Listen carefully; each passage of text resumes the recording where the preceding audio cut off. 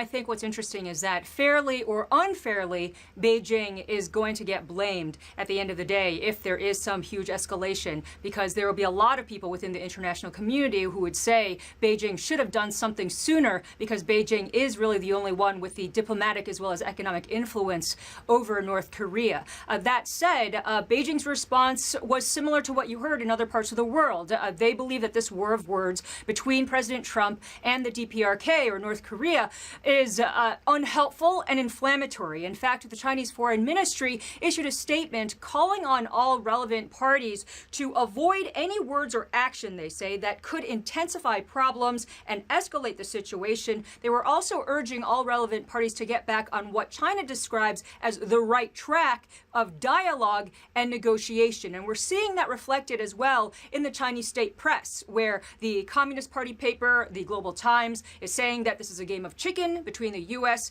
and North Korea. Also, the China Daily ran an editorial which said that instead of hurling threats at each other, the U.S. and the DPRK, which is again the official name of North Korea, should talk. And it's really no surprise that Beijing would be frustrated, because if you think about it, it was only a couple of days ago that the United Nations, as well as China, with China urging a lot of this, imposed tougher sanctions on North Korea to get them to the negotiating table. And the foreign minister, the Chinese foreign minister, had said later that China was willing to pay the price of the sanctions and that they would feel it, but that they were willing to do it because they wanted to make sure that there was peace, or at least steps taken to have peace and stability on the Korean peninsula. So this is what they're hoping for. And then a couple of days later, President Trump makes these comments about fire and fury. And so from the North Korean perspective, and the way the Chinese would see it, is that the North Koreans would then